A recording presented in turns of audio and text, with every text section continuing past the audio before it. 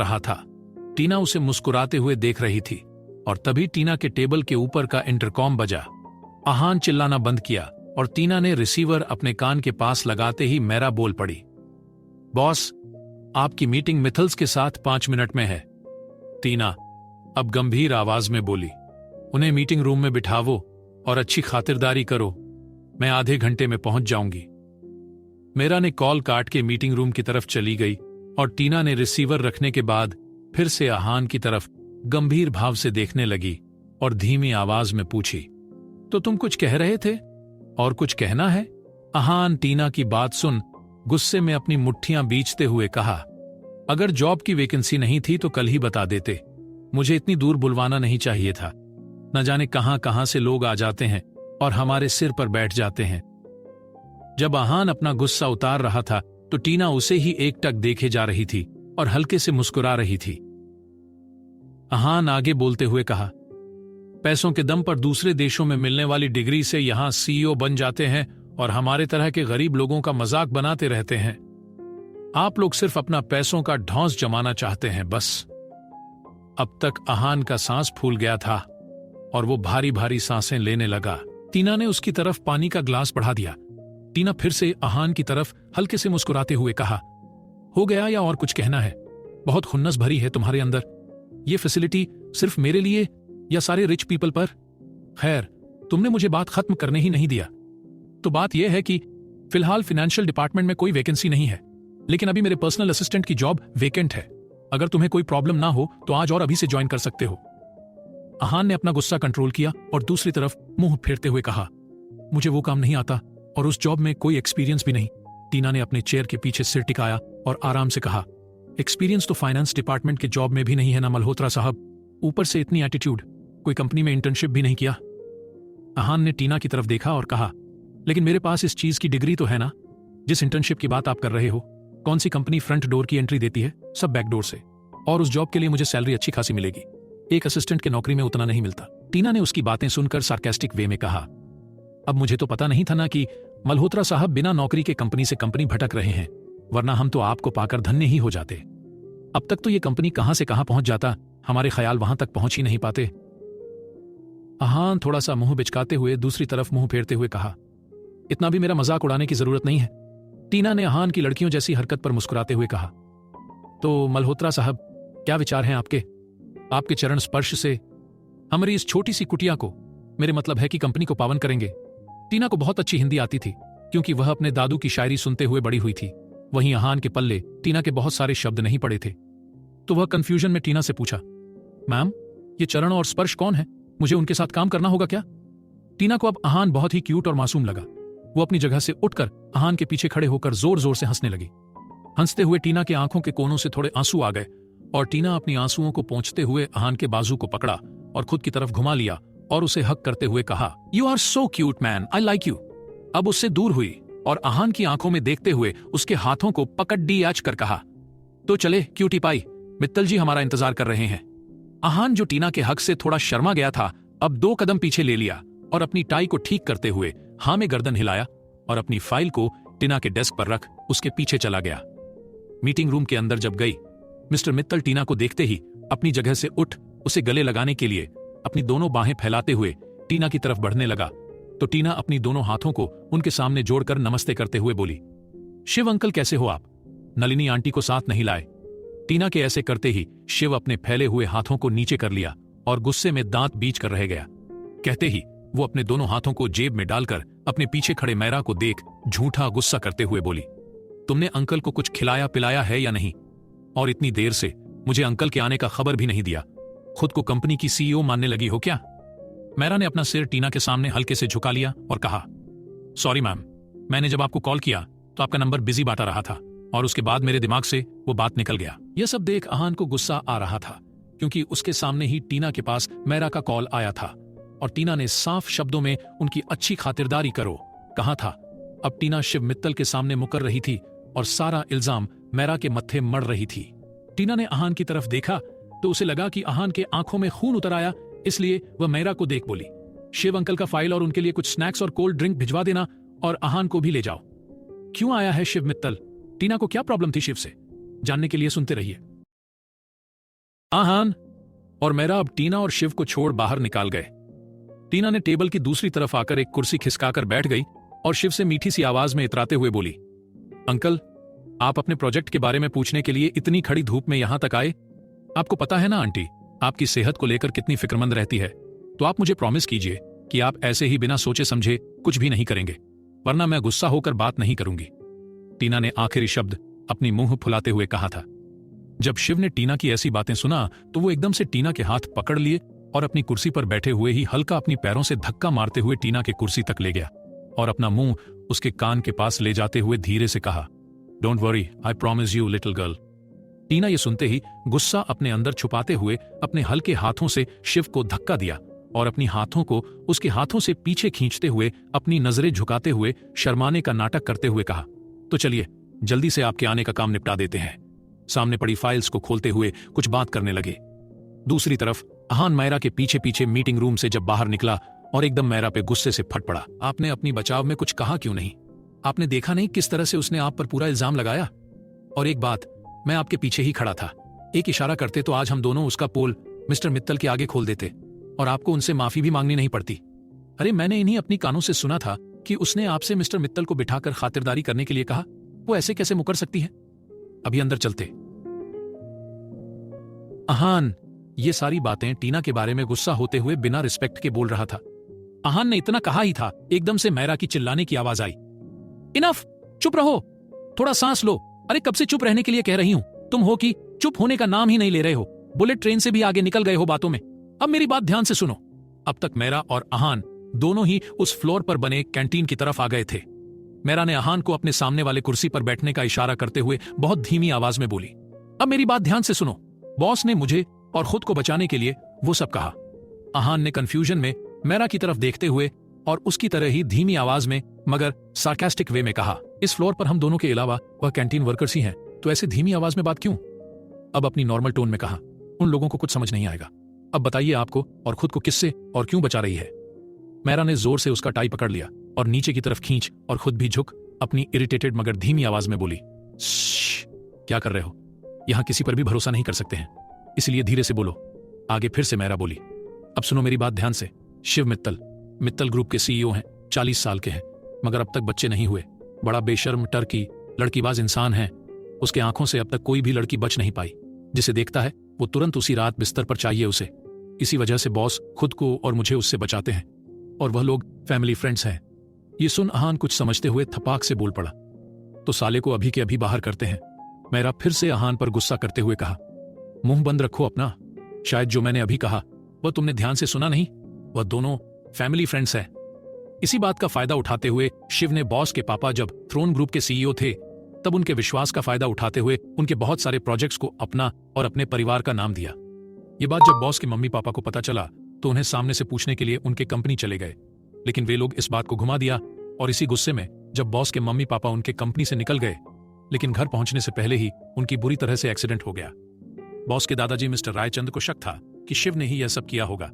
इसी वजह से बॉस उसे बर्दाश्त कर रही है। शायद किसी दिन सब सच बाहर आए। मायरा ने अहान के आंखों में देखते हुए कहा, ना तो बॉस ने ना उनके दादाजी ने अब तक कुछ साबित नहीं कर पाए, क्योंकि बॉस के दादाजी को लगता था कि शिव के पापा इस साजिश में इन्वॉल्व हो सकते हैं, क्योंकि शिव उस वक्त सिर्फ 20-21 साल का था। अब तुम्हारा यह ड्यूटी है कि हर वक्त तुम बॉस को इन जैसे भेड़ियों से बचा के रखो। अहान एकदम से हैरान होते हुए पूछा, आपको कब पता चला कि मुझे नौकरी मिल गई है? मायरा ने इतराते हुए कहा, इतनी वेली नहीं हूं। जब तुम बॉस के साथ मीटिंग रूम में एंटर किया तभी मैं समझ गई। एक और बात, मेरा पोस्ट आपसे नीचे का है, इसलिए मैं आपको आप कहूंगी और आप मुझे तुम कहना। ऑफिस से बाहर हम सब दोस्त हैं, आप, मैं और बॉस। डील? ये कहते हुए मायरा ने अपना आंख मारा और अपना अंगूठा दिखाते हुए पूछा। अहान ने हल्के से मुस्कुराते हुए हां में गर्दन हिलाया और फिर से कंफ्यूजन भरी लहजे में पूछा, क्या बॉस हम जैसों से दोस्ती रखेंगी? मायरा ने अहान को अजीब नजरों से घूरा और कहा, हम जैसों से मतलब क्या? हम इंसान नहीं हैं? बॉस को आप जानते नहीं, धीरे धीरे उनको समझ जाओगे। यहां इन दोनों की बातें चल ही रहे थे तो दूसरी तरफ टीना मीटिंग रूम से शिव को लेकर बाहर निकली तो उसे वहां ना ही मायरा और ना ही अहान दिखे। उसने फिर से अपने चेहरे पर झूठी मुस्कुराहट लाते हुए अपने पीछे आ रहे शिव से कहा, आपको छोड़ने का मन तो नहीं कर रहा है अंकल, लेकिन 2 दिनों में आपके लिए एक गिफ्ट भेजूंगी, तैयार रहना। टीना कौन सा गिफ्ट भेजने की बात कर रही है, जानने के लिए सुनते रहिए। गिफ्ट के बारे में सुनते ही शिव ने टीना की तरफ मुस्कुराते हुए देख एक शैतानी हंसी के साथ अपनी उंगली उसके नाक पर टाप करते हुए बोला, naughty girl, you know me better. उस गिफ्ट के लिए अभी से थैंक यू, कहकर टीना के हाथ पकड़ लिया। टीना अब इरिटेट हो चुकी थी और जल्द से जल्द उससे पीछा छुड़ाना चाहती थी, इसलिए टीना शिव को उल्टी दिशा में लेकर जा रही थी, क्योंकि वह नहीं चाहती कि वो एम्प्लॉय लिफ्ट में जाए जो हर फ्लोर पर रुकते हुए जाएगी। जैसे ही टीना सीईओ के लिफ्ट के पास आया, शिव तुरंत टीना का हाथ पकड़ते हुए उसे अंदर खींचना चाहा, लेकिन टीना ने अपनी हाथ छुड़ाते हुए शर्माने का नाटक करते हुए कहा, अंकल आप ये क्या कर रहे हो, मुझे बहुत काम है, इसलिए प्लीज। शिव ने लिफ्ट के अंदर जाते ही टीना की तरफ हाथ हिलाते हुए बाय कहा तो एकदम से लिफ्ट का डोर बंद हो गया। टीना ने फ्लोर की दूसरी तरफ अपनी कदम बढ़ा दिए। कैंटीन के पास पहुंच टीना ने हंसते हुए मेरा और आहान को अपनी जलती निगाहों से घूरने लगी। इस वक्त आहान का पीठ टीना की तरफ थी और सिर्फ मेरा का चेहरा टीना देख पा रही थी। जैसे ही मेरा को अपने ऊपर किसी की जलती हुई नजर महसूस हुआ तो वो उस तरफ देख एकदम अपनी जगह से उठ खड़ी हुई। उसे ऐसा करते देख आहान ने भी अपनी जगह से खड़ा हो गया और मेरा की नजरों का पीछा करने लगा। टीना ने गुस्से में अपनी दांत भींचते हुए दूसरी तरफ मुंह करके कहा, अगर हंसी टिटोली हो गई हो तो थोड़ा काम भी कर लें। आहान और मेरा ने एक दूसरे को देखा और हाँ में अपना सिर हिलाते हुए दोनों ही टीना की तरफ बढ़ गए। टीना ने अपनी ऑफिस की तरफ चलते हुए बिना पीछे मुड़े कहा, मल्होत्रा साहब, एचआर डिपार्टमेंट से अपनी सैलरी नेगोशिएट करके अपनी ज्वाइनिंग ऑर्डर लेकर आइए। आहान ने यह सुन मेरा की तरफ देख कुछ पूछने ही वाला था, तभी टीना ने अपनी रौबदार आवाज में बोली, उसकी तरफ मत देखो, वो तुम्हें गुमराह कर सकती है, इसीलिए जाओ, जाकर सब खुद से पता लगाओ। आहान ने अपना मुंह बिचकाया और वहां से एम्प्लॉई लिफ्ट की तरफ चला गया। आहान का वहां से जाते ही मैरा ने टीना की तरफ गुस्से में देखते हुए कुछ बोलने ही वाली थी, तभी टीना ने उसे रोकते हुए बिना पीछे मुड़े ही कहा, जो काम दिया उसे पूरा किया। मेरा ने दूसरी तरफ देखते हुए गुस्से में हाँ कहा और उसी लहजे में पूछी, कल से देख रही हूं, उसके आने के बाद से बहुत बदल गए हो आप, ऐसा क्यों?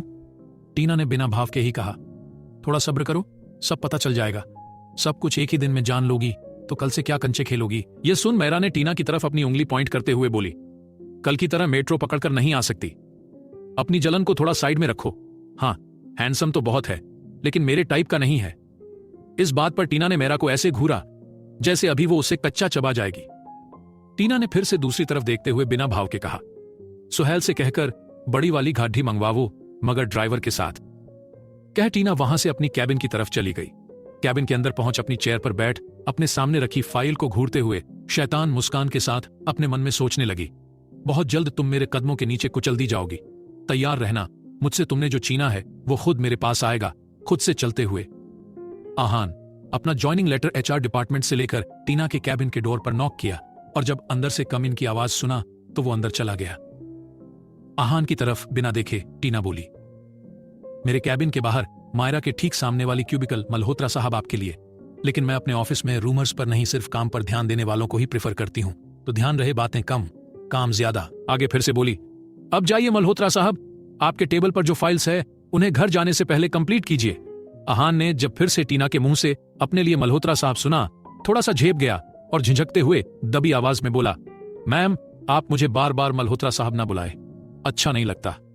टीना ने हल्का सा मुस्कुराते हुए अपना मुंह दूसरी तरफ करते हुए कहा, इतना इज्जत मैं किसी को नहीं देती और आपका नाम फिक्स हो गया।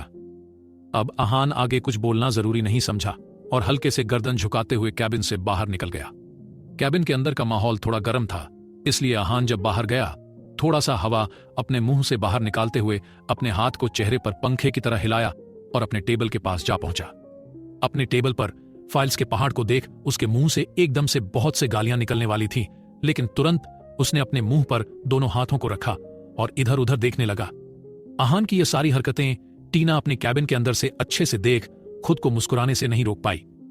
इतने में उसका मोबाइल बजा तो टीना ने गंभीर होते हुए हेलो कहा और दूसरी तरफ की बातें सुन गुस्से से बोली, रोक के रखो, अभी आ रही हूं।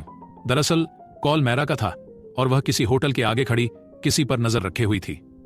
टीना ने तुरंत सुहेल के साथ वहां पहुंच गई और गाड़ी के अंदर बैठ मैरा को मिस्ड कॉल किया। तुरंत मैरा भी गाड़ी में आकर बैठ गई। मैरा ने टीना की तरफ देखा जो खिड़की के कांच से ही बाहर देख रही थी।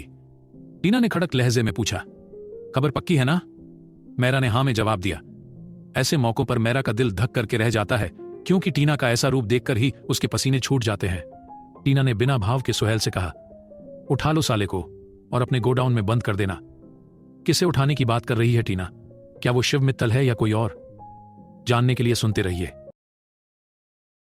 जैसे ही टीना सुहेल को उस आदमी को उठाने के लिए खिड़की की कांच के बाहर देख रही थी, तभी उस होटल की तरफ एक जानी पहचानी लड़की आती दिखी। टीना ने ऐसे ही बाहर देखते हुए सुहेल से शैतानी मुस्कुराहट से कही, अब ये सब बहुत इंटरेस्टिंग होती जा रही है, अब चलो यहाँ से। रियाज से बोलो 2 घंटे बाद उस लड़की के कमरे से निकलने के तुरंत बाद तुम्हें इन्फॉर्म करें और तुझे उस लड़की के होटल से निकलने से पहले ही उसे उस लड़की के सामने ही घसीटते हुए बाहर लाना। ये सुन सुहेल और मैरा ने एक दूसरे को देखा और मैरा ने अपना मुंह खोलते हुए कहा, बॉस, अगर उस लड़की ने आगे कुछ बोलने ही वाली थी, टीना ने उसे रोकते हुए बोली, वो अपनी नजरें चुराते हुए उसके सामने निकल जाएगी, सो डोंट वरी। सुहेल की तरफ देख फिर से टीना ने कहा, चलो यहां से। जैसे ही अपनी कैबिन के पास पहुंची तो टीना ने बिना मैरा की तरफ देखे बोली, उसके बारे में हर एक अपडेट मेरे फोन पर हर एक घंटे में आनी चाहिए। जैसे वह सब समझाकर अंदर जाने के लिए कैबिन के डोर की हैंडल पकड़ लिया तो अचानक से उसके कानों में आहान की आवाज पड़ी। वह अपनी जगह पर बैठे हुए ही मेरा से पूछा, अरे मैरा जी, कहां चली गई आप? मुझे आपसे काम से रिलेटेड कुछ बात करनी थी। आहान जहां बैठा था वहां से उसे टीना नहीं दिख रही थी। जब टीना की आवाज बंद हो गया तो उसे लगा कि टीना अंदर जा चुकी है। मेरा ने आहान को चुप रहने का इशारा कर रही थी, तभी आहान के कानों में टीना की आवाज पड़ी। वह थोड़ा गुस्सा होते हुए मेरा की तरफ देखते हुए आहान को सुना रही थी, मल्होत्रा साहब, हम गूंगे बहरे नहीं हैं, हमें भी सब कुछ सुनाई देता है और हम भी आपके प्रॉब्लम की सॉल्यूशन बता सकते हैं। टीना की पहली बार आवाज आने पर ही वह अपनी जगह से खड़ा हो गया था और जब टीना की पूरी बात सुनी तो वह थोड़ा शर्मिंदा होते हुए अटकते हुए कहा, मैम, पहली बात तो हम आपके एम्प्लॉई हैं और आपसे ऐसी चीजें कैसे डिस्कस कर सकते हैं। दूसरी बात, आप बात बात पर हमें मल्होत्रा साहब बुलाकर चढ़ाते हो। टीना ने जब तक आहान की बात खत्म नहीं हुई उसकी तरफ देखा और अब मैरा की तरफ देख बोली, अपने काम पर लगो।